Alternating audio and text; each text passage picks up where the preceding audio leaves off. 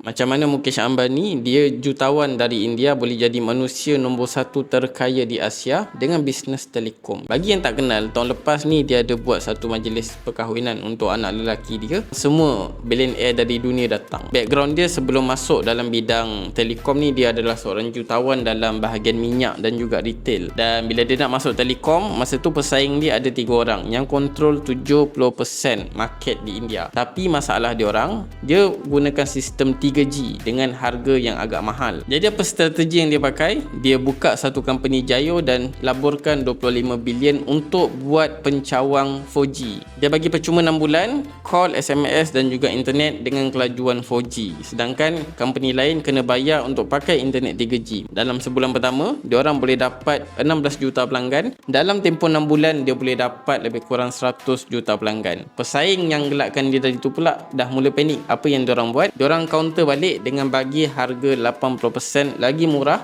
tapi kelajuan internet masih lagi pada fasa 3G. Lepas 6 bulan, company Jayo ni dia mula kenakan cas, tapi cas dia tu sangat-sangat murah daripada harga semasa, dengan target diorang bukan pada margin, tapi diorang main dengan market volume. Dengan kapasiti pengguna dah sampai 400 juta orang. Tapi itu baru plan yang pertama. Dia punya plan adalah nak buka ekosistem digital. Dia buat satu empire yang ada 400 juta pengguna, yang kalau player masuk, kalau lawan memang tak boleh menang. Jadi dekat sini kita nampak, untuk nak survive dalam satu bisnes tu, ekosistem penting, produk penting, dan kita paling penting kena tahu baca demand market. Apa yang orang nak daripada segi servis ataupun produk pada masa sekarang ni. Cara paling mudah, berniaga di tempat yang dah ramai orang. Kita cuma copy apa permintaan pasaran. Walaupun ada persaingan, kita tetap boleh buat jualan. Inilah ekosistem yang Export Overseas Academy buat. Kita ajar pelajar dan juga orang awam cara berniaga ke luar negara dengan berniaga di platform eBay. Nak tahu lebih lanjut, boleh klik dekat kita punya profile, ada banyak maklumat dekat situ untuk korang belajar.